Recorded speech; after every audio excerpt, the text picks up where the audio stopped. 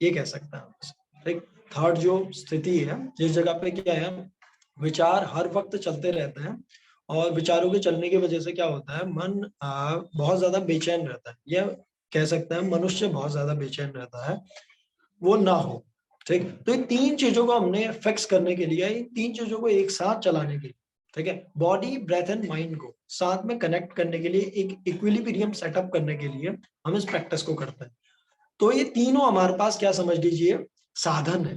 जैसे हमारा शरीर हमारे पास साधन है, ताकि वो क्या हो सके, अपनी अवेयरनेस को हम बढ़ा सके। हम बिना शरीर के क्या नहीं कर सकते, अपनी अवेयरनेस को नहीं बढ़ा सकते, ठीक, बिना ब्रेथ के अपनी अवेयरनेस को नहीं बढ़ा सकते, बिना मन के, बिना विचारों के आप विवेक तक नहीं पहुंच सकते। ये सभी आपके पास रॉ मटेरियल है, और इन्हीं चीजों का ट्रांसफॉर्मेशन करके आपने क्या करना है, एक नई चीज को क्रिएट करना है, एक नई अवेयरनेस को क्रिएट करना है। उसको हम आगे के प्रिंसिपल्स में और डीपली समझेंगे, ठीक। तो इस चीज को समझने के लिए जो पहला प्रिंसिपल है हमारे पास, वो है पंचकोश, ठीक है, यानी कि 5 कोशों का जो सिद्धांत है, ठीक है, अगर उस चीज को हम समझे तो और बहुत डीपली से समझ सकते हैं, ठीक।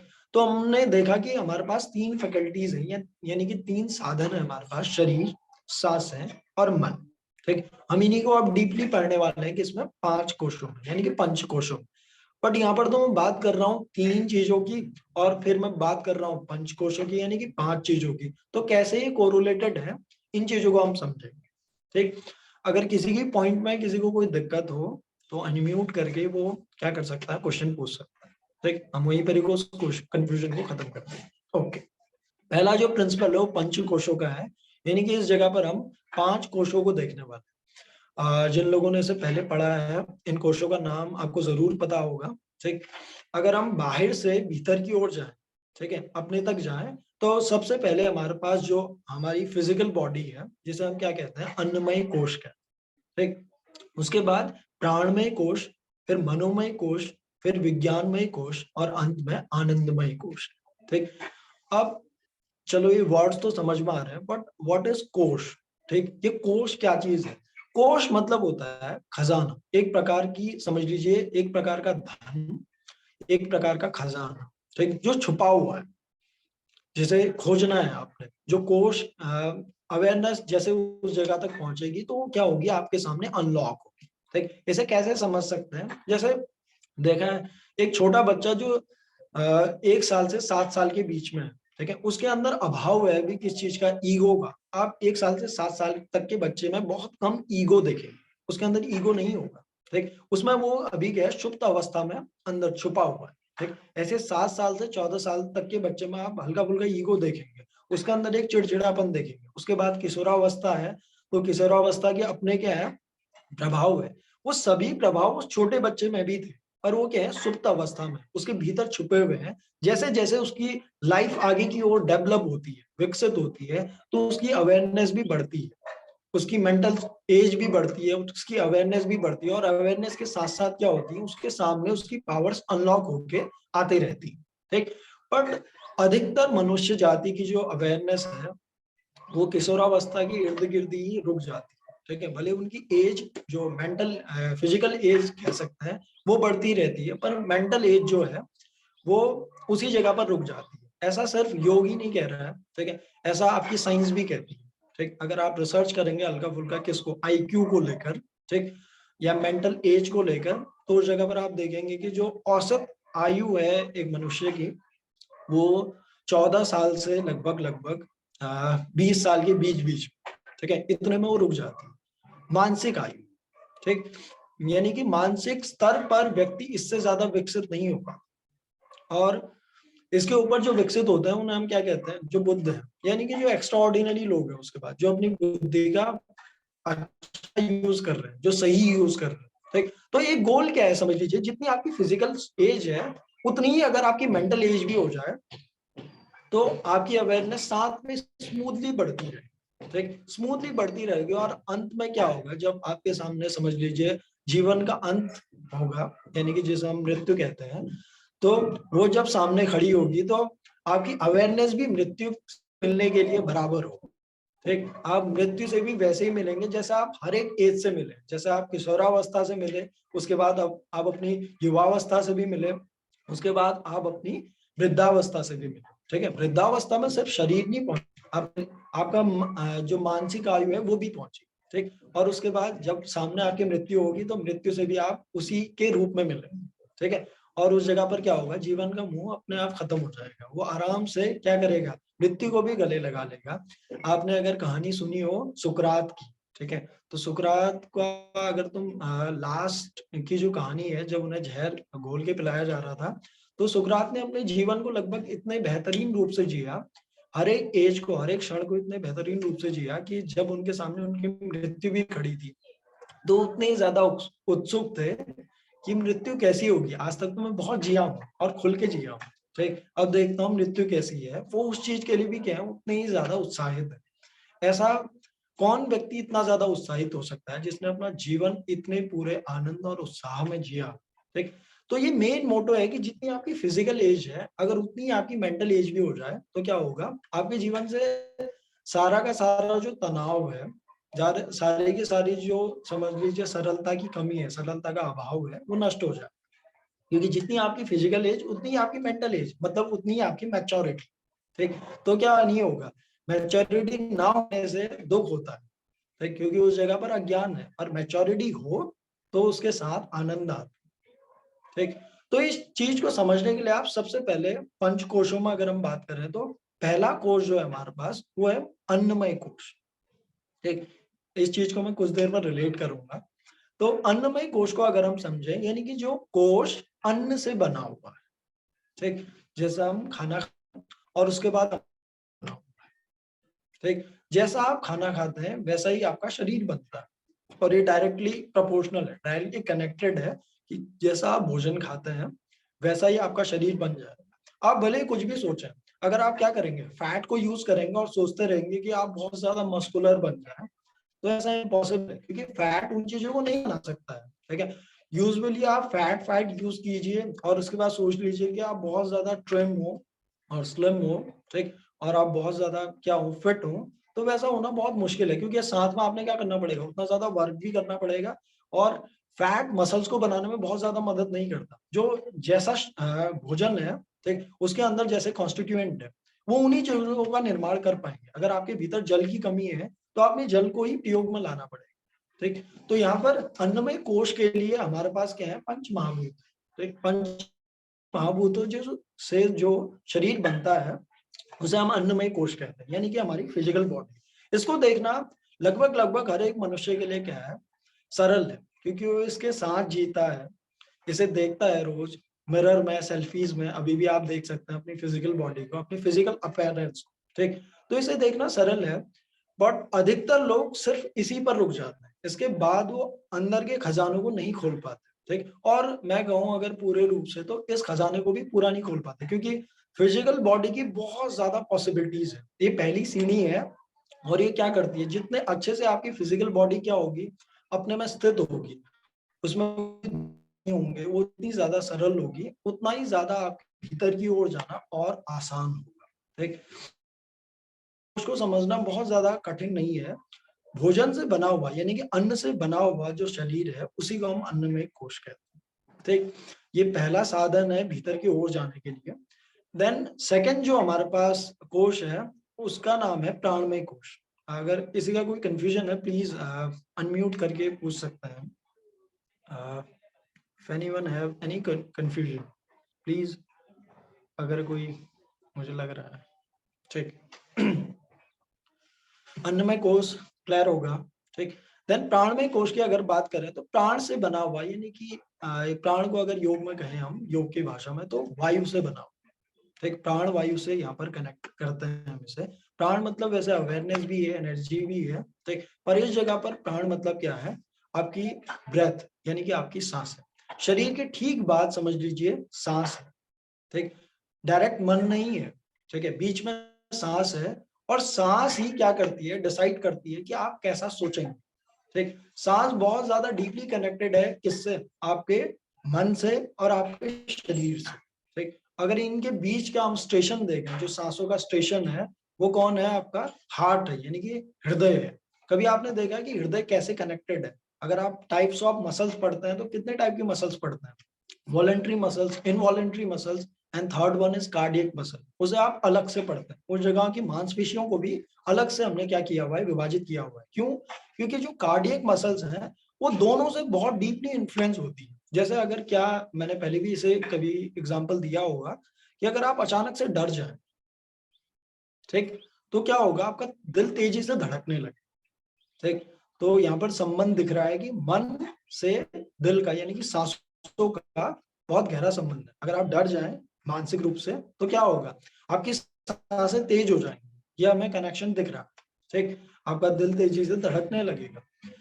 और अगर आप क्या करते हैं, बहुत तेजी से भागते हैं, ठीक है, यानी कि एक्सरसाइज करते हैं, कुछ भी करते हैं, तो वैसे में क्या है, आपका मन तो शांत है और शरीर काम कर रहा है, लेकिन शरीर काम करने फिर दिल तेजी तेजी से धड़कने लगा, और दिल की तेजी से धड़कने से क्या हुआ, सांसें और तेज हो।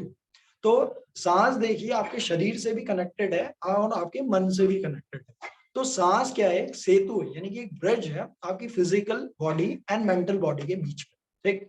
तो प्राण में शरीर क्या चीज है, जैसे ही आपके भीतर ऑक्सीजन जाती है, जैसे हम कहते हैं कि हम ऑक्सीजन लेते हैं, कार्बन डाइऑक्साइड बाहर छोड़ देते हैं, ठीक, इतना हम सभी ने साइंस की बुक में पढ़ा है।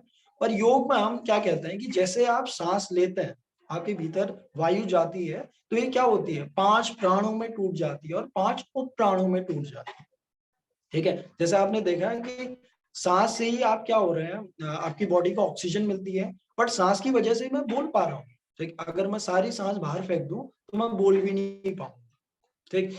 छींक आना, खांसी आना, छोटे छोटे जो क्या है इस जगह पर एक्टिविटीज है, वो सब कौन डिसाइड कर रहा है, आपकी सांस डिसाइड कर रहा है, ठीक। ऑक्सीजन का लेवल डिसाइड कर रहा है। अगर ऑक्सीजन का लेवल कम हो जाए तो क्या होगा, प्राण प्राणिक शरीर है जो, ठीक, वो क्या हो जाएगा, अस्त व्यस्त हो जाएगा, और उस जगह पर आप बीमारियां यानी कि व्याधियां झेलेंगे, ठीक। तो अगर हम क्या करें, अन्नमय शरीर के बाद, अन्नमय कोश के बाद प्राणमय कोश को अगर क्या करना चाहते हैं, स्वस्थ करना चाहते हैं, तो प्राण में शरीर को स्वस्थ करने के लिए हमने क्या करना चाहिए, प्राणायामों का अभ्यास करना चाहिए, जिससे प्राण वायु का क्या होगा, विस्तार हो, और 5 प्राण और अच्छे से काम कर पाएंगे, 5 उपप्राण और अच्छे से काम कर पाएंगे, और आपका जो बीच का सेतु है, ठीक है, यानी कि बीच का जो ब्रिज है वो अच्छे से काम कर पाएगा, ठीक। अगर आपने अपने शरीर को अच्छे से संभालना है और आपने मन को अच्छे से संभालना है, तो बीच में कौन आता है, आपके सांस आती है, ठीक। और इसे आप ऐसे भी समझ सकते हैं कि अभी साइंस मानती है कि कोई भी आपको डिजीज होती है, किसी भी टाइप की disease, that can be physical, mental और साइकोसोमैटिक, किसी भी टाइप की डिजीज है, इनके बेस में क्या होता है, स्ट्रेस होता है, ठीक है, यानी कि तनाव होता है। और stress is the root cause for any kind of disease. But stress को अगर हम समझें तो स्ट्रेस क्या चीज है, स्ट्रेस मतलब तनाव, ठीक। तनाव मतलब जहां पर माइंड एंड बॉडी साथ में काम नहीं कर पा रहे, ठीक।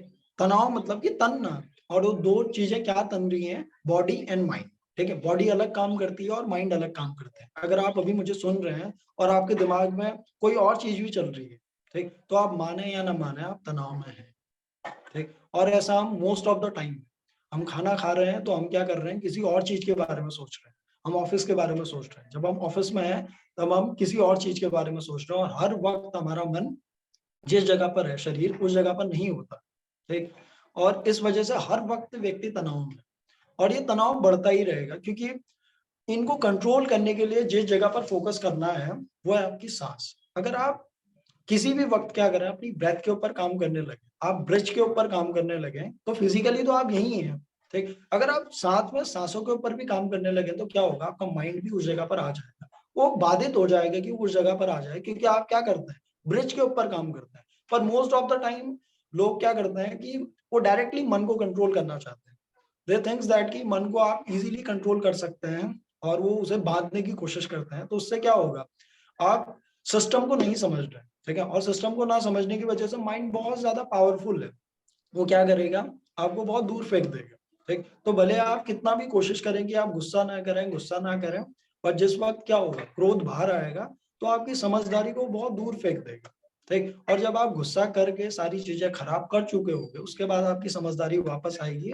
और आपको पछतावा होगा, ठीक, क्योंकि आप सिस्टम को नहीं समझ पाए। अगर आप सिस्टम को समझते तो बॉडी के साथ आप काम करते सांसों के ऊपर, ठीक, और सांसों के ऊपर अगर काम करते तो मन अपने आप साथ में आ जाता, ठीक। तो सांसों के ऊपर काम करने का जो विज्ञान है समझ लीजिए, उसे हम प्राणायाम कहते हैं। और प्राणायाम किससे जुड़ा हुआ है? आपके दूसरे कोष से, जिसका नाम है प्राणमय कोश।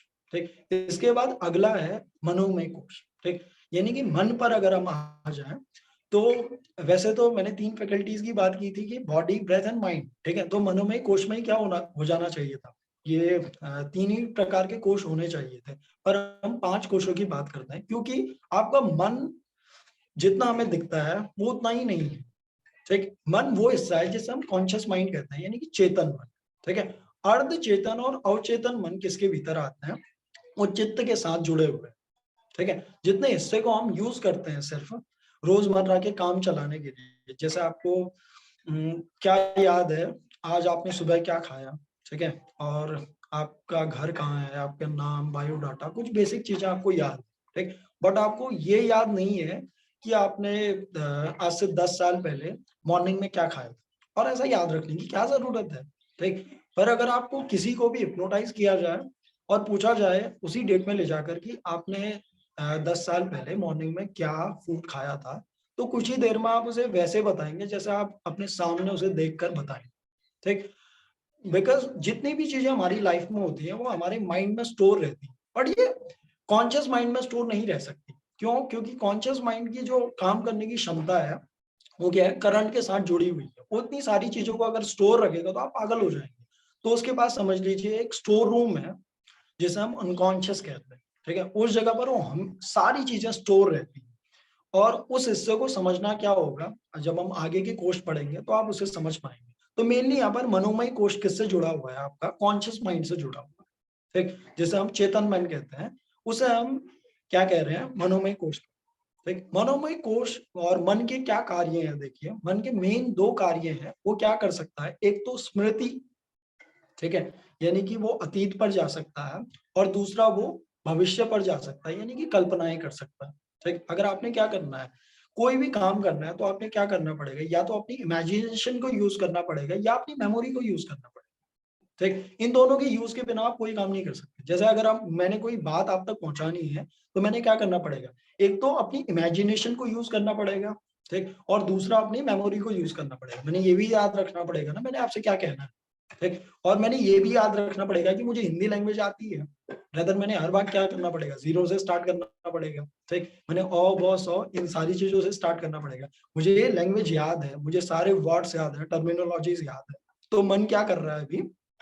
स्मृति को यूज कर रहा है, यानी कि मेमोरी को यूज कर रहा है, अतीत को यूज कर रहा है। यानी कि माइंड क्या कर सकता है? पास्ट में जंप कर सकता है, और वो फ्यूचर को क्रिएशन के लिए अपनी क्रिएटिविटी को यूज कर सकता है, इमेजिनेशन को यूज कर सकता है। ठीक है। तो ये 2 यूजेस हैं किसके? माइंड के।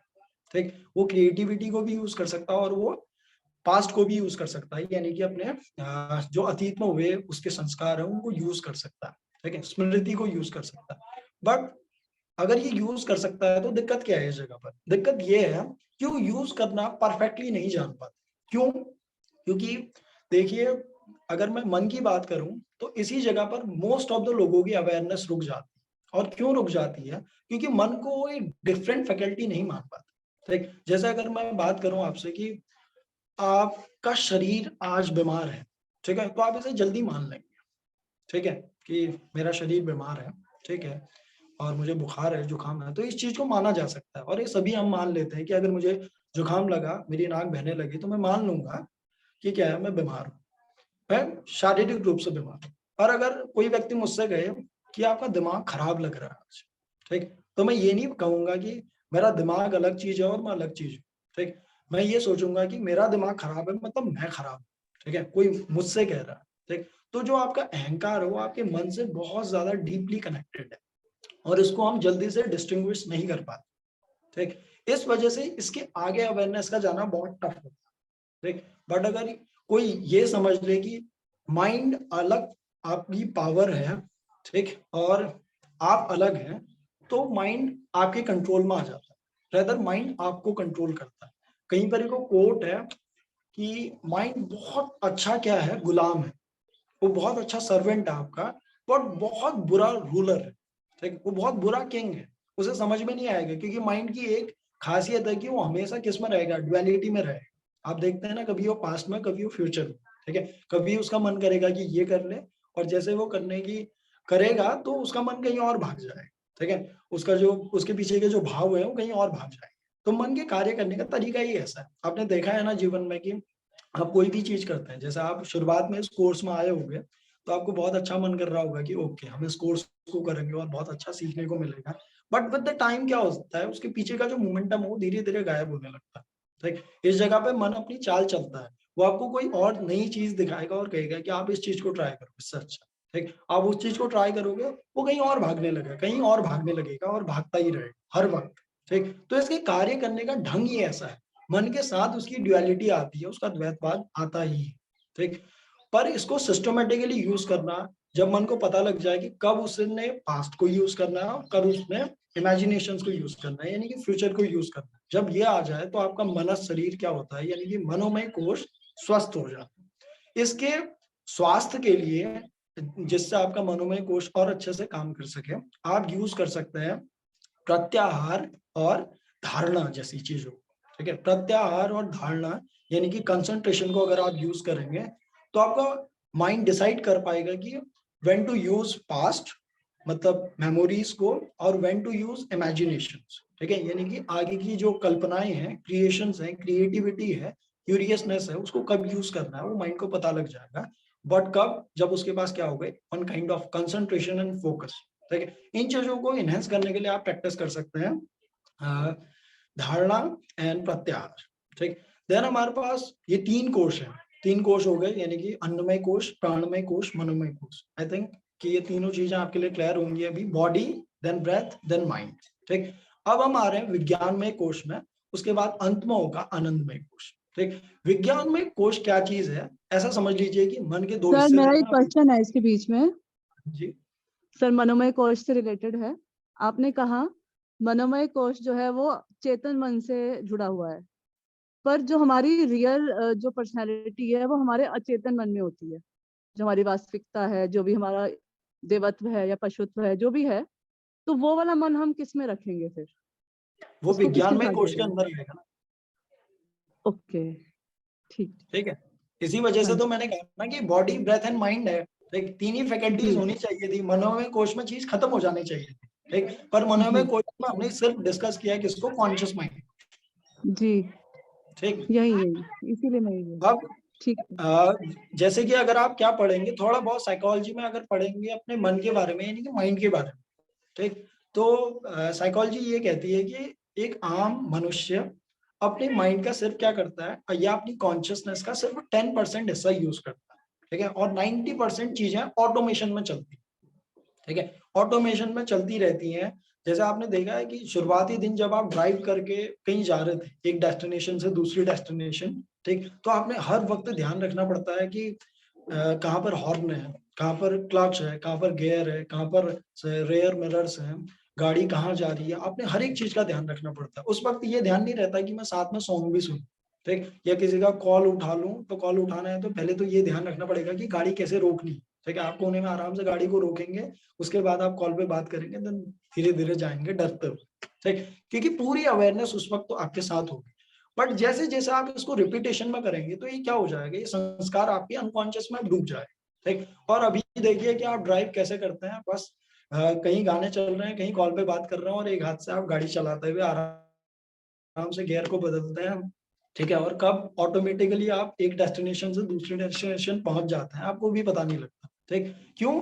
क्योंकि ये सारी चीजें अब क्या हो गई, अनकॉन्शियस में स्टोर हो गई। उनकी जब जरूरत है माइंड उन्हें यूज करता है और अपने काम पे लाता है, ठीक है। एंड देन ऑटोमेशन में वो चलती रहती है। पर हम उसके साथ क्या करते हैं, और भी सारी चीजों को यूज करते रहते हैं, और अंततः क्या होता है, हम अपने लिए तनाव पैदा कर लेते हैं। तनाव कैसे पैदा कर लेते हैं, क्योंकि हम चला तो गाड़ी रहे हैं पर हम फोन में भी बात कर रहे हैं, ठीक है। और फोन में बात कर रहे हैं तो बात करते हुए क्या होगा, आपने उन चीजों का भी आंसर उसी इमोशन से देना पड़ेगा। अगर कोई क्वेश्चन पूछा जाए तो उस जगह पर आपने अपनी स्मृति को ले जाना पड़ेगा। तो क्या होगा, जिस जगह पर फिजिकल बॉडी है उस जगह पर माइंड नहीं रहेगा ना, तो इससे क्या होगा, एक प्रकार का तनाव पैदा होगा, और माइंड की जो पावर थी वो उसी के खिलाफ काम करने लगी, ठीक। तो अगर फोकस होगा किसी के भीतर तो क्या करेगा, इस जगह पर कमात पर नहीं जाएगा, ठीक है। और गाड़ी रोकेगा, भले कुछ देर देर हो जाए, पर वो अपनी कंसंट्रेशन को नहीं तोड़ेगा, ठीक। इससे क्या होगा, आनंदमय कोश खुलने के रास्ते बढ़ते हैं। ऐसे क्या होगी, धारणा धीरे से आप मेडिटेशन में कन्वर्ट हो जाएगी। ठीक, और मेडिटेशन से क्या होता है, आपका ये मन विज्ञानमय कोश ओपन होता है। ठीक है, विज्ञानमय कोश, अगर वर्ड समझा हम, विज्ञानमय, ठीक है, विज्ञान मतलब ऐसा ज्ञान जो विशेष है, अब नॉर्मल ज्ञान की बात नहीं हो रही। ठीक, अब जो विशेष प्रकार का ज्ञान है, जो अपने आप आपके सामने उभर कर आता है, इसे आप कैसे समझ सकते हैं, आम व्यक्ति से ऐसे देख सकता है। देखो, जैसे आप कोई नाम भूल जाता है, आपको याद करने की कोशिश कर रहे हैं कि फला व्यक्ति का नाम कुछ था, आपको याद नहीं आता। ठीक है, कि क्या उसका नाम था, क्या उसका नाम था, जितना आप प्रेशर डालेंगे आपको याद नहीं आएगा, क्योंकि वो डूबा पड़ा है अनकॉन्शियस में। ठीक, और आप कॉन्शियस माइंड से उसको ढूंढने की बस कोशिश कर रहे हैं। ठीक, 100 में से 90 केसेस में, 95 केसेस में, या मैं कहूँ 100 में से 99 केसेस में वो याद नहीं आएगा, एक केस में वो भूले भटके याद आ सकता है। ठीक, 100 में से 99 केसेस में आपको नाम याद नहीं आएगा उस वक्त, और नाम कब याद आएगा, जब आप बहुत रिलैक्स होंगे, ठीक है, आराम से बैठे हैं और अचानक से वो नाम आपको क्लिक होगा कि ओ वो नाम ये था। ठीक है, उस वक्त हम बहुत मेहनत कर रहे थे और हमें वो नाम याद नहीं आ रहा। ठीक, ये जो ज्ञान है, ये जो विशेष प्रकार का ज्ञान है जो अनकॉन्शियस में डूबा हुआ है, ये कब यूज में आता है, ठीक है, यानी कि कब सतह में आ पाता है, जब ऊपर का जो मन है वो बहुत शांत होता है। ठीक, अगर वो मन बहुत ज्यादा तनाव में है, तो विशेष प्रकार का ज्ञान, यानी कि जो आपका विज्ञानमय कोश है, वो ओपन ही नहीं होता। ठीक, और जब ऊपर का मन बहुत ज्यादा शांत हो जाता है, तो इसी स्टेट को हम क्या कहते हैं, मेडिटेशन कहते हैं। ठीक है, मेडिटेशन की फॉर्म में आप अपने माइंड को, अपने विचारों को देखते रहते हैं और खुद को सेपरेट कर लेते हैं उस चीज से, कि ये थॉट्स हैं, ये माइंड है, ये ऐसा सोच रहे हैं, ये पास्ट में कूद रहा है, ये फ्यूचर में कूद रहा है, और आप जस्ट दूर से उसे देख रहे हैं। आप कभी भी अगर ऐसा कर रहे हैं, तो आपकी स्टेट क्या है, मेडिटेशन की स्टेट है। ठीक, उस जगह पर आप जिस जगह पर खड़े हैं, ठीक है, वो क्या है, आपका एक अगला कोश है। ठीक है, यानी कि जो आपका विज्ञानमय कोश है, उस जगह पर खड़े होकर क्या होगा, एक विशेष प्रकार का ज्ञान आपको हर वक्त मिलता रहेगा। जो जितने भी कवि थे और जितने भी साइंटिस्ट हुए, तो उन्हें क्या होगा, नॉर्मल लाइफ तो रही उनकी भी, पर उन्होंने क्या किया, एक विशेष प्रकार की क्रिएटिविटी को यूज किया। ठीक, और क्रिएटिविटी को यूज करने के लिए उन्होंने क्या किया, अपनी अवेयरनेस को बढ़ाना पड़ा, एक नेक्स्ट लेवल पर ले जाना पड़ा, और नेक्स्ट लेवल को ले जाकर क्या हुआ, उनकी पर्सनैलिटी के अकॉर्डिंग जो उनका ज्ञान था वो उन्हें मिला। ठीक, जैसे देखा कि रामानुजम जी को मैथमेटिक्स का ही ज्ञान मिला, और वो बाकी सब्जेक्ट में क्या थे, बिल्कुल डल थे, क्योंकि उनका रस भी उस जगह पर नहीं था, और वो मैथमेटिक्स की ऐसी ऐसी गुत्थियों को, ऐसे ऐसे प्रश्नों को हल कर पाए, ऐसी ऐसी थ्योरम्स को निकाल पाए। वो थ्योरम्स किस रास्ते से आई, वो थ्योरम्स आई आपकी विज्ञानमय कोश के रास्ते से। ठीक है, उस मेडिटेटिव स्टेट पर क्या होता है, आपका पूरा का पूरा अनकॉन्शियस आपके सामने खुल जाता है। ठीक, और अनकॉन्शियस खुलने पर क्या होता है, बहुत सारी चीजें आपके सामने आ जाती हैं। आप एक और चीज को अपनी लाइफ में इस जगह पर देख सकते हैं, जैसे कई कई कंडीशंस पर क्या होगा, आपको लगेगा कि ये चीज आपके साथ हुआ है, या ये सिनेरियो आपके साथ हुआ है पहले। ठीक, आप किसी से बात कर रहे हो और यू नोज दैट कि नेक्स्ट सेंटेंस वो क्या बोलने वाला है। ठीक है, बट जैसे आप सोच रहे हैं वो बोल भी रहा है। ठीक, तो एक पावर माइंड की ये भी है कि वो क्या कर सकता है, दूसरे के माइंड को, दूसरे की वाइब्रेशन को रीड कर सकता है। ठीक, पर वो कुछ क्षणों के लिए होता है और उसके बाद वो गायब हो जाता है। जैसे आपको घमंड होने लगता है कि मुझे कुछ पता लग गया, तो उस जगह पर घमंड आ जाना बहुत ज्यादा स्वाभाविक है, आपको खुद ही पता लग जाएगी कि अगला व्यक्ति क्या कहने वाला है। ठीक, तो उस वक्त क्या होगा, आपको जैसे पता लग गया, तो क्या हो गया, कॉन्शियस माइंड और ज्यादा क्या हो गया, कॉम्प्लेक्स बन गया, वो सरल नहीं रहा, तो क्या हो गई, वो पावर चलेगी।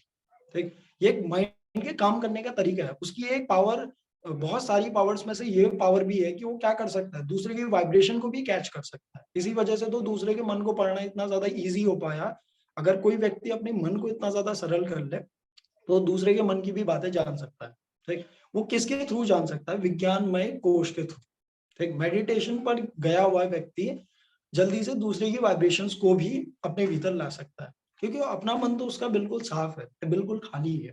ठीक, तो ये थोड़ी बहुत भूमिका है, पूरा ये एक्सप्लेन नहीं कर सकता इस जगह पर विज्ञान में कोश को, बट ये एक प्रकार का छिपा हुआ ज्ञान है, विशेष प्रकार का ज्ञान है, जो आप हमारे भीतर ही रहता है। और कब ये ऊपर आता है, जब आप तीसरी सीढ़ी पर खड़े होंगे, वो भी बहुत सरल रूप से। ठीक है, यानी कि आपका शरीर बहुत सरल है, शुद्ध है, आपकी सांसें बहुत सरल और शुद्ध है, आपके विचार, आपका मन बहुत सरल और शुद्ध है, आप एक निष्ठ हैं, आप में एकाग्रता है, और अगर आप अब मन को यूज करते हैं तो मन क्या करेगा, आपके सामने अपनी नई पावर्स को लेकर आएगा, ठीक है, जो उसकी नई पॉसिबिलिटीज है उनको लेकर आएगा, और उन पॉसिबिलिटीज को योग क्या कह रहा है, विज्ञान कह रहा है, ठीक, ऐसा ज्ञान जो विशेष विशेष प्रकार का ज्ञान।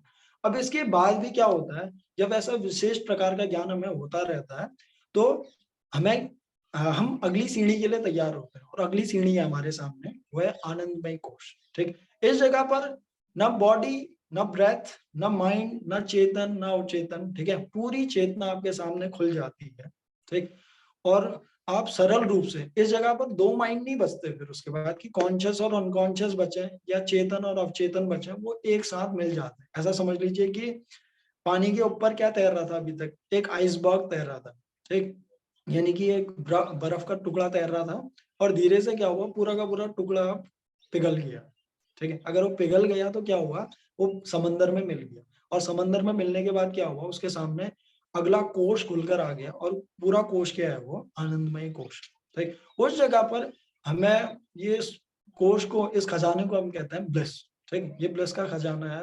इस जगह पर बहुत ज्यादा प्लेजर होगा, और ये आखिरी कोश है जिसके खुलते ही क्या होता है, व्यक्ति अपनी फाइनल और ट्रू स्टेट तक पहुंच जाता है, कैवल्य तक पहुंच जाता है। अगर हम साथ साथ में बात करें, देखो तो पहले कोश से जुड़े हुए क्या है आपके, यम नियम और आसन जुड़े हुए हैं पहले कोश से, ठीक है।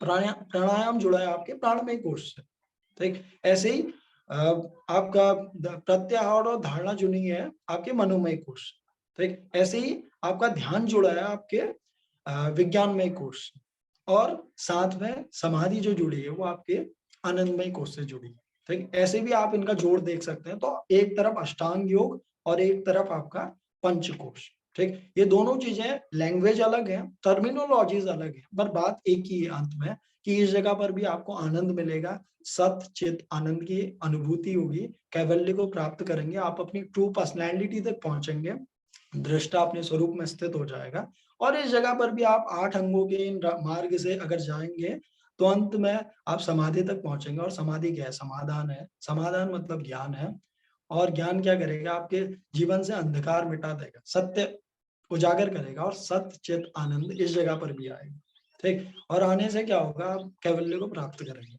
तो इस मार्ग से जाए या इस मार्ग से जाए, ठीक। ये भी क्या है, एक यौगिक प्रिंसिपल है जिसको एक्सप्लेन किया गया। ये एक मार्ग था जो आपने पहले पढ़ा है, अष्टांग योग का मार्ग, ठीक। ये एक और मार्ग है चलने का, कि कैसे आप एक और तरफ से अपनी चेतना को धीरे धीरे बढ़ा सकते हैं। आपने पहले शरीर को पकड़ा, फिर सांसों को पकड़ा, फिर मन को, फिर मन के और छुपे हुए हिस्से को, और छुपा हुआ हिस्सा भी जब खत्म हो गया तो आपके सामने पूरी चेतना खुल के आ जाती है। और पूरी चेतना ये क्या है, जब तक आपके पास माइंड है, समझ लीजिए, यानी कि मन दो हिस्सों में बटा हुआ है, कॉन्शियस अनकॉन्शियस में, तब तक क्या है, आप आत्मा से थोड़ा दूर है। और जिस वक्त क्या हुआ, कॉन्शियस और अनकॉन्शियस मिक्स हो गए, और कहा सिर्फ कॉन्शियसनेस बची, अनकॉन्शियस अब कुछ नहीं बचा, ठीक। अगर आप हाथ भी हिलाते हैं, या ड्राइव भी करते हैं, किसी की कॉल भी उठाते हैं, बात भी करते हैं, गुस्सा भी करते हैं, प्यार भी करते हैं, सब कॉन्शियस, आपको पता लग रहा है, आप अपनी अवेयरनेस के साथ इन चीजों को कर रहे हैं, तो क्या हुआ, कोई भी हिस्सा आप अनकॉन्शियस नहीं बचा। जैसे अनकॉन्शियस नहीं बचा, तो जिस जगह पर आप खड़े हैं वो क्या है, वो आत्मा है, ठीक है। आप अपनी आत्मा के ऊपर खड़े हैं, आप अपने स्वरूप पर खड़े हैं, और इसी स्वरूप को हम क्या कहते हैं, तदा दृष्टि स्वरूपे अवस्था। उस वक्त क्या है, जिस जगह पर आप खड़े हैं आप दृष्टा हैं, ठीक। तो आप 5 कोषों को ऐसे भी देख सकते हैं, अष्टांग योग से ऐसे कनेक्ट भी कर सकते हैं, ठीक है। ये पहला नियम था, और दूसरा नियम आपका अष्टांग योग का है, ठीक। थर्ड नियम षट चक्रों का है, ठीक है, यानी कि इसके साथ आपके जुड़े हुए क्या है, षट चक्र। तो पंच कोशों को कुछ देर के लिए आप क्या कर लो, असाइड कर लो, क्योंकि इसके साथ अगर मिक्स करोगे तो कंफ्यूजन क्रिएट होगा, ठीक। पंच कोशों से रिलेटेड अगर किसी के कोई क्वेश्चन हो तो उनको डिस्कस कर लेते हैं, रदर फिर मैं स्टार्ट कर दूंगा षट चक्र को, ठीक है। 6 चक्रों हाँ को समझना हम शुरू कर लेंगे, प्लीज सर, अगर मैं किसी को। एक क्वेश्चन पूछना चाह रहा था। जी। सर जैसे आपने बताया ये 4 कोश तो क्लियर हैं, लेकिन जो आनंदमय कोश है इसको समझने के लिए तो बंदा, मतलब जिस बंदे ने अगर समाधि अटेन नहीं करी है वो तो इस कोश को समझ ही नहीं पाएगा, क्योंकि बाकी के जो कोश आपने एक्सप्लेन कर रहे हैं ये तो ठीक है, धारणा और प्रत्याहार उसके आगे चलिए, एक तरह से मतलब ध्यान तक की स्थिति में भी आके हम आनंदमय कोश में जाने की कोशिश कर सकते हैं। लेकिन उसको महसूस कैसे किया जा सकता है? जब तक कोई बंदा समाधि की स्टेट पे नहीं आ पाएगा तो वो कैसे उसको महसूस कर पाएगा? ठीक है। तो देखिए, ये बात आपकी बिल्कुल सही है कि कोई व्यक्ति अगर किसी जगह तक नहीं पहुंचा है, ठीक, अगर वो आनंदमय कोश पर नहीं खड़ा है, तो उन चीजों को कैसे एक्सप्लेन कर सकता है, ठीक, या कैसे हम इन्हें समझ सकते हैं। अगर हम उस जगह पर अभी नहीं पहुंचे हैं, तो हम कैसे समझें कि आनंदमय कोश का स्वरूप क्या है, ठीक। तो वो याद कीजिए, वो स्थिति याद कीजिए अपने जीवन में जिस जगह पर क्या हो, आपका मन काम ना कर पाए, ठीक, मन बिल्कुल गायब हो गया हो। जिस जगह पर भी ऐसा होगा, उस जगह पर आप कहाँ खड़े होंगे? मन पर नहीं खड़े होंगे, ठीक है, आप उस वक्त आनंद में खड़े होंगे, ठीक है। आनंदमय कोश की कुछ ना कुछ झलक आपको उस वक्त मिलेगी। तो पहले अगर मैंने कभी इसे एक्सप्लेन किया हो तो आप याद कीजिए कि कब आपका मन आपके साथ नहीं होता या शरीर और मन एक साथ कनेक्ट हो जाता है, ठीक। तो ऐसा कब होता है? जैसे व्यक्ति क्या करे, व्यक्ति किसी के प्रेम में, ठीक है, व्यक्ति किसी की भक्ति में, तो उस वक्त जो कुछ देर की झलक है, ये जो कुछ पल का जो आकर्षण है, वो किसकी वजह से है? वो आनंदमय कोश का ही आकर्षण। आप उगते हुए सूरज को देखते हैं, या जानवरों को देखते हैं, या खिलते हुए फूल को देखते हैं, किसी भी चीज को, जो सौंदर्य है किसका? प्रकृति का, अपने उत्कृष्टतम रूप में। अगर आप उसे देखते हैं और आप अचानक से रुक जाते हैं, आप तुरंत भूल जाते हैं, आप रात आसमान की तरफ देखते हैं और बहुत सारे तारे आपको दिखाई देते हैं, आप अचानक से कंफ्यूज हो जाते हैं कि मेरी लाइफ क्या है और ऊपर ही आसमान में तारे क्या है, ये क्यों है, ठीक है। वो कुछ सेकंड का जो आपको क्या हो रहा है, अनुभव हो रहा है, वही जो समझ लीजिए एक प्रकार का इतना बड़ा सीक्रेट आपको अपनी तरफ अट्रैक्ट कर रहा है। पर जल्दी से हम क्या कर लेते हैं कि नहीं, हमने फटाफट से कपड़े उठाने हैं और नीचे जाना है, ठीक है, छत में ज्यादा देर खड़े नहीं होना, ठीक है, क्योंकि नीचे बहुत सारे काम रुके हुए हैं, हमारी लाइफ रुकी हुई है नीचे, ठीक। हम वापस उसमें क्या हो जाते हैं, मिक्स हो जाते हैं। हम उगते हुए सूरज को देखते हैं और देखते हैं कि आसमान पूरा लाल हो गया है, उगता हुआ सूरज बहुत ज्यादा अट्रैक्टिव है, ठीक। ऐसे ही जिस जगह पर भी आपको आनंद की कुछ कुछ झलकें दिखेगी, आपको हंसता हुआ जो छोटा सा बच्चा दिखेगा, तो उसकी आंखों में झांकना, तो आपको छोटी सी झलक दिखेगी उस आनंदमय कोश की, ठीक। But that can not be explained by the logics, ठीक है। अगर आप चाहते हैं कि मैं आपको कुछ स्टेटमेंट्स दे दूं जिससे एक्सप्लेन हो जाए कि आनंदमय कोश क्या है, तो ये क्या है, वर्ड्स की लिमिट के बाहर है। ये ऐसा, ये समझ लीजिए कि मैं आपसे पूछूं कि आप अपनी माता से कितना प्रेम करते हैं, ठीक, तो आप कितने भी वर्ड्स बोल लो, ठीक है, दुनिया के सारे वर्ड्स भी बोल दो, सारी लैंग्वेजेस भी बोल दो, तो आप उसे कभी एक्सप्लेन नहीं कर पाओगे। क्यों? क्योंकि जो टर्म मैं पूछ रहा हूँ वो वर्ड्स पर नहीं एक्सप्लेन की जा सकती। वर्ड्स निकलेंगे आपके मन से, और मैं बात कर रहा हूँ मन के पीछे की, ठीक है। तो जैसे आप सांसों को अपनी बॉडी से पूरा एक्सप्लेन नहीं कर सकते, आप बता सकते हैं कि सांस ऐसी है बॉडी से, ठीक है, पर सांसों को आप बॉडी के थ्रू एक्सप्लेन नहीं कर सकते, ठीक। तो जैसे आपने मन को एक्सप्लेन करना है, तो मन को एक्सप्लेन करने के लिए आपने माइंड यानी कि अवचेतन पर जाना पड़ेगा, और अगर आपने आनंदमय कोश को एक्सप्लेन करना है, तो उस जगह पर जाने के लिए आपको कोई नेक्स्ट जगह मिलती ही नहीं है, ठीक है। तो इसी वजह से उसे क्या कहा है, तर्कातीत कहा है उस स्थिति को, यानी कि उस जगह पर तर्क काम नहीं करता, ठीक है। तर्कातीत यानी कि तर्क के पीछे की स्थिति है वो, और वो क्या है, अनएक्सप्लेनेबल है इस वजह से, ठीक। उसे देखना सभी के जीवन में कुछ ना कुछ ऐसे पल जरूर आए होंगे जिसमें उसकी झलकें उसे मिली होंगी। बट अगर वो चाहे कि कोई चाहे कि उसे एक्सप्लेन कर दे, तो जैसे वो एक्सप्लेन करेगा, क्या हुआ, उसने यूज किया अपने बॉडी को, अपनी आवाज को, अपने माइंड को, अपने विचारों को, जैसे ये किया यूज, तो क्या हो गई, वो बात झूठ हो गई, ठीक है, वो पूरी एक्सप्लेन नहीं हो सकती। तो ये छोटा सा इशारा मैं दे सकता हूँ कि इन जगहों पर अगर आप थोड़ा सा फोकस कर रहे हो, तो आपको एक छोटी सी झलक मिलेगी उस कोश की, और वो पूरा एक्सप्लेन नहीं हो सकता इन वर्ड्स, ठीक है, वर्ड्स में एक्सप्लेन नहीं हो सकता, ठीक। ओके, तो ये अनएक्सप्लेनेबल सर चीज मैं मेरा भी सोचता हूँ क्वेश्चन कि था। बहुत एक्सप्लेन हो गया, ठीक है जी। सर मेरा भी क्वेश्चन था तो जी सर ये जो विज्ञानमय कोश होता है, ये बेसिकली हमें जरूरत को इस कोश को मतलब खोलने की, और जो मतलब इसका मतलब लॉजिक क्या, मतलब इसके पीछे कॉन्सेप्ट क्या है कि हमें क्यों इस कोश के बारे में पता होना चाहिए, और इससे हमारे जो आध्यात्मिक सफर है उसमें क्या हेल्प मिलती है, जो तो विशेष ज्ञान हमें मिलता है उससे हमें क्या हेल्प मिलती है? देखिए क्या है, जैसे मैंने शुरुआत में बात की ना, कि हमारे नीचे जो जगत है और जो हमारे ऊपर जगत है, इन दोनों में क्या डिफरेंस है, अवेयरनेस का डिफरेंस, ठीक।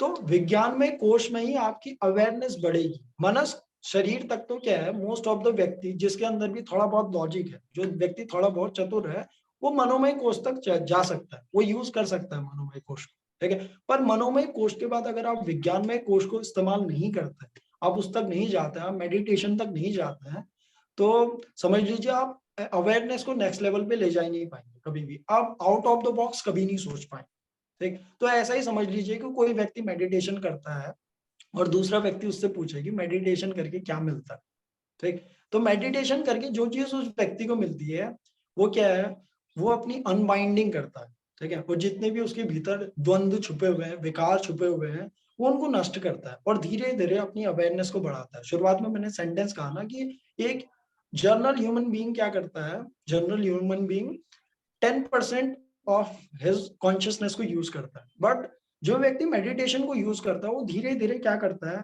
अपनी अवेयरनेस को बढ़ाता है, अपनी कॉन्शियसनेस को बढ़ाता है। और एक टर्म ऐसा आएगा, एक दिन ऐसा आएगा कि क्या होगा कि 20% अवेयरनेस होगी, 30%, 40%, ऐसे जिस दिन 100% हो जाएगी तो क्या होगा, कंप्लीट अवेयरनेस को अटेन करेगा। बट अगर आप सोचो कि विदाउट यूज करे किसको, विज्ञान में कोष को, यानी कि अनकॉन्शियस हिस्से, अनकॉन्शियस हिस्से को वैसा ही रहने दो और सोचो कि कॉन्शियस हिस्से से वो क्या करे, डायरेक्टली जंप कर जाए किस तक, ब्लिस तक, तो इम्पॉसिबल है। तो ये क्या है कि आप जब इस सीढ़ी को पार करेंगे, आप कंप्लीट अवेयरनेस को अटेन करेंगे, उसके बाद ही आप क्या करेंगे, एलिजिबल होंगे कि आप आनंदमय कोष तक जा सके, ठीक। Without that level of awareness, that amount of awareness, आप उस जगह तक नहीं पहुंच सकते, ठीक। मैंने ये पढ़ा था कि मैंने ये पढ़ा था कि जब विज्ञान में कोश में जब मतलब व्यक्ति स्थापित हो जाता है तो उसके अंदर एक डिस्क्रिमिनेशन की पावर आ जाती है, सही और गलत में से वो गलत को छोड़ देता है, जैसे एक हंस के बारे में हमने उपनिषद में पढ़ा है, और सिर्फ सही को चुनता है। तो ऐसा भी होता है सर? ऐसा समझ लीजिए कि there is no right on wrong decision, ठीक है। यहाँ कोई सही और गलत डिसीजन नहीं है, ऐसा व्यक्ति जिस भी डिसीजन के साथ जाएगा, ठीक है, उसे वो सही कर देगा, क्योंकि वो अपने मतलब हर है एक सर, पहलू को क्या करेगा। हाँ जी, जैसे गुणों के, अगर गुणों की तरफ देखे तो तमस से रजस, फिर रजस से सत्व, तो इस स्टेट में मतलब मुझे ऐसा लगता है, मैं आज से आपसे क्लियर करी, क्या विज्ञान में कोश में स्थापित हुआ पुरुष गुणों से ऊपर उठ जाता है या सत्व में आ जाता है? इसके तीनों गुण क्या हो जाते हैं, वापस इक्विलिब्रियम स्टेट पे आ जाते हैं, ठीक। वो अपने अकॉर्डिंग क्या कर सकता है, उन चीजों को यूज कर सकता है, क्योंकि किसी भी चीज को छोड़ना, एक कहानी मैं आपको बताता हूँ, एक किस्सा मैं बताता हूँ, उससे आप थोड़ा बहुत रिलेट कर पाओ, ठीक। जब मैं अपने समझ लीजिए बचपन में था, 7-8 साल का था, तो मेरे फादर ने क्या किया, हम 3 भाइयों को एक खेत दिया, ठीक है, और खेत में जाओगा और खेत का कुछ हिस्सा चुन लो, ठीक। उसके बाद कहा कि इतने हिस्से में तुम खेती करोगे, इतने हिस्से में तुम खेती करोगे, इतने हिस्से में तुम खेती करोगे, ठीक। छोटे छोटे हिस्से थे वो, हम 7-8 साल के थे उस वक्त, 8-9 साल के। तो हमसे कहा कि तुम खुद ही से खोदो और जो इसमें बोना चाहो, ठीक है, वो बोलो तुम, और उसके बाद क्या करो, इस पे तुम फूल बोना चाहो फूल बोलो या कुछ भी बोलो, ठीक। तो ठीक है भाई, तो हम तीनों भाई चले गए, तो मैं थोड़ा लेट गया, मेरे दोनों भाई उस जगह पर काम कर रहे थे, तो मैं गया और मैंने उन दोनों को देखा, तो वो क्या कर रहे थे, खोदने के बाद जो क्या हो जाते हैं, ढेले बन जाते हैं मिट्टी के, उन्हें फोड़ने लगे, ठीक। तो मैंने देखा कि यार ये मिट्टी के ढेले फोड़ते फोड़ते तो बहुत देर हो जाएगी, मैं क्या करूं, सारे ढेले को फेंक देता हूँ, उससे क्या बचेगी, फिर मिट्टी मिट्टी बच जाए, ठीक। तो मैं जितने भी ढेले उस जगह पर खोदने के बाद बच गए थे, उन सभी ढेलों को फेंकता रहा। अब जैसे ही खोदूं तो क्या हो, और ढेले निकले, तो मैं मिट्टी को फेंकता रहा। तो मेरे बड़े भाई आए, उन्होंने कहा कि अगर तुम ऐसे क्या होगा, मिट्टी को फेंकता रहा तो तुम खेती तो पता नहीं, पर तू कुआं जरूर खोद लेगा, ठीक। तो क्या होगा, जैसे आप खोदोगे तो क्या होगा, उस जगह पे कुछ ना कुछ ढेले जरूर निकलेंगे। ये ऐसा ही है, समझ लीजिए कि जैसे आप क्या करेंगे, अंदर की तरफ जाएंगे तो आपके सामने अनकॉन्शियस हिस्सा जरूर उजागर होके आए, ठीक है, आपके सामने ढेले आएंगे, आपको आपने क्या करनी पड़ेगी, उनकी अनमाइंडिंग करनी पड़ेगी, उस हिस्से को भी अवेयरनेस के साथ जोड़ना पड़ेगा, ठीक है, और वो हिस्सा भी क्या हो जाएगा, फिर कॉन्शियस हो जाएगा। और अगर आप वो अनकॉन्शियस ही रहा तो क्या हुआ, वो मिट्टी का ढेला जो किसी यूज का नहीं है, ठीक, उसे आप यूजफुल नहीं बना पा रहे, उस पे भी क्या हो सकती है, फसल हो सकती है, पर उस ढेले को अगर आप वैसा ही रख देंगे तो आपने उतनी जमीन खो दी। ऐसा ही समझ लीजिए कि माइंड के उस हिस्से को अगर आप अवेयरनेस के साथ नहीं जोड़ पाते हैं तो उस हिस्से की जो पॉसिबिलिटी थी उसको आप यूज नहीं कर पाए, और यूज नहीं कर पाएंगे तो माइंड का कुछ हिस्सा सत के साथ जुड़ा है, माइंड का कुछ हिस्सा तम के साथ और रज के साथ जुड़ा है, ठीक है। तो इन तीनों के बीच में अगर आपने इक्विलिब्रियम सेटअप करना है, इन तीनों के बीच में एक uniform distribution of energy setup करना है, ठीक है, तो आपने पूरी के पूरे माइंड में क्या करना पड़ेगा, पूरे के पूरे माइंड को अवेयरनेस के साथ भरना पड़ेगा, ठीक है। वो उस जगह पर कोई भी हिस्सा अनकॉन्शियस ना बचे, यही हमारा गोल रहता है। तो ये होते क्या होता है, मन पूरा हो जाता है और मन से आप बाहर निकल जाते हैं, उस जगह पर जो स्थिति हमारी होती है उसे हम अमन कहते हैं, ठीक है। अमन की स्थिति में जैसे हम खड़े होते हैं तो मन शांत हो जाता है, मन खत्म हो जाता है, ठीक, क्योंकि मन उसी हिस्से का नाम है जब तक कॉन्शियस और अनकॉन्शियस बचा, ठीक। बट जैसे क्या हुआ, पूरा का पूरा कॉन्शियस हो गया, अब कुछ भी अनकॉन्शियस नहीं रहा, तो ड्युअलिटी नहीं होगी, ठीक। ड्युअलिटी होने का यही तो रीजन होता है कि आप कुछ कहते हैं और अंदर से कुछ आता है, ठीक, पर अंदर तो अब कुछ बचा ही नहीं, तो ड्युअलिटी भी खत्म हो, ठीक है। अगर ड्युअलिटी खत्म हो गई तो whenever you want to use सत, whenever you want to use रज और तम, इट्स अप टू यू, ठीक। उस वक्त गुणों को आप यूज करना समझ लेते हैं, ठीक। अब गुण आपको यूज नहीं कर पाते, आप गुणों को यूज करते, गुणातीत हो जाता है, ठीक। तो मनोमय कोश में ही गुणातीत हो जाते, तो फिर आनंदमय कोश में भी तो सर कहते हैं कि ईगो रहता है, उसके बाद ही तो तभी तो उसके बाद की अंदर की। देखिए कल आप जैसे पढ़ रहे थे ना, तो पुरुष और प्रकृति के बाद एक चीज बनी थी जिसे हम महत कहते हैं, महत के बाद अहंकार बनता है, ठीक। अहंकार के नीचे क्या है, सत रज तम, ठीक। अब जैसे सत रज तम को आप यूज करना सीख गए तो अहंकार अब नष्ट हो सकता है, ठीक। पर क्या रहता है, महत रहता है, वो एक प्रकार का अहंकार है, ठीक है। उस अहंकार की उस जगह पे बात हो रही है। महत को क्या कहते हैं, प्योर ईगो कहते हैं, वो भी अस्मिता है, ठीक। एक प्रकार की हूं की भावना है उस जगह पर अभी, ठीक। पर कुछ समय में क्या होता है, जैसे आपको समाधि के स्टेजेस अगर पता होंगी, तो सतर्क, वितर्क, सविचार, निर्विचार, ठीक, तो धीरे धीरे क्या होती है, वो स्टेट भी नष्ट हो जाती है, ठीक। और पुरुष कंप्लीटली अपनी स्टेट तक पहुंच जाता है और प्रकृति अपने में लीन हो जाती है, ठीक। तो उस जगह पर भी आनंदमय पर जाते ही क्या नहीं होगा कि सारी चीजें सॉल्व नहीं हो जाएंगी, ठीक। उस जगह पर की भी कुछ जर्नी है, और वो जैसे मैंने शुरुआत में कहा ना कि वो अनएक्सप्लेनेबल है, बस, ठीक। सर एक चीज पूछनी थी सर, जी जैसे अगर इसको हम एक लाइन में समझें विज्ञानमय कोश को, जो जैसे आपने बताया मनोमय कोश जो है, जो चेतन मन है वो 10% है, और जो अवचेतन हमारा अचेतन मन है वो हमारा 90% है। जब वो 90% अचेतन मन जब वो चेतन हो जाता है, 100% हो जाता है, तब विज्ञानमय कोश खुल जाता है, बस, जहां तक हम ठीक है। समझे तो। और यहाँ से यहाँ तक जाने के लिए जो रास्ता है वो मेडिटेशन, जी सर, ठीक है, थैंक जो यू। विधि है वो ध्यान है, और ध्यान के रास्ते से ही आप क्या करते हैं, धीरे धीरे अपनी अवेयरनेस को बढ़ाते हैं। और कब तक बढ़ाते हैं, जब तक क्या नहीं हो जाता, पूरी अवेयरनेस नहीं आ जाती। और पूरी अवेयरनेस के बाद क्या होता है, ध्यान के बाद फिर समाधि आती है ना, ठीक है। तो समाधि के भी कुछ चरण है, पर समाधि पर भी व्यक्ति रुक सकता है, ठीक है। उस जगह पर भी इतना ज्यादा आनंद है कि उस जगह पर भी व्यक्ति रुक सकता है, ठीक। तो समाधि के डिफरेंट स्टेजेस बताने की क्या जरूरत थी, नहीं तो समाधि इनफ था, ठीक। तो क्योंकि उस जगह पर भी कुछ जर्नी है, बट वो क्या है जर्नी, जी सर। ये डिपेंड करेगी कि आपकी खोज क्या थी शुरुआत में। अगर आप सिर्फ आनंद ही चाहते थे तो आप उस जगह पर रुक जाएंगे। अगर आप पूरा सत्य जानना चाहते थे और परमात्मा के साथ अपना साक्षात्कार चाहते थे, तो आप जर्नी में और आगे चलेंगे, आप इस ज्ञान को और लोगों को बांटेंगे, ठीक। और बांटते बांटते उन लोगों के बीच भी आप आनंद देखेंगे, और जितने लोगों को आप आनंद बांटते हैं तो क्या होता है, आनंद और फैलता रहता है। जितने लोगों को खुशी बांटते हैं, खुशी फैलती रहती है, आपके अंदर का आनंद और बढ़ेगा और बढ़ेगा, और एक दिन वो स्टेट भी आ जाएगी कि सामने परमात्मा ही होगा, ठीक है। तो ये जर्नी है उसकी, ठीक है। तो षट चक्रों वाला तो हम नेक्स्ट टाइम ही करेंगे, ठीक। षट चक्रों वाला एंड 4 पाथ्स ऑफ योगा, ठीक। इन चीजों को हम नेक्स्ट क्लास में ही एक्सप्लेन करेंगे। एंड जो journal guidelines for yoga practice है, मैं कोशिश करूंगा कि इस टॉपिक की मैं क्या करूंगा, एक रिकॉर्डेड वीडियो बना दूं और आपको रिकॉर्डिंग्स दे दूं। हाँ, पिछले कुछ दिनों की आपको रिकॉर्डिंग नहीं मिल पाई है, मैं साधु जी से अभी बात करके वो रिकॉर्डिंग आपको प्रोवाइड करवा दूं, ठीक। और आज की क्लास से रिलेटेड कोई भी क्वेश्चन हो तो उसको आप पूछ सकते हैं। सर जी, आपने गाइडलाइंस फॉर योगा प्रैक्टिस देने वाले थे, अभी नहीं बताया, वो नेक्स्ट क्लास में बताऊंगा ये काम, ओके, थैंक यू सर। ठीक है, ठीक है। अगर आज के लिए किसी को कोई कंफ्यूजन क्वेश्चंस नहीं है तो हम इसे फिनिश कर सकते हैं। वेट अ सेक, मैं अटेंडेंस ले लेता हूँ फिर हम पूरा करेंगे। ठीक है, ओके, चलिए मॉर्निंग क्लास में मिलते हैं कल की। तब तक विजय सर आपने बहुत अच्छा पढ़ाया, बहुत सुंदर। Thank you.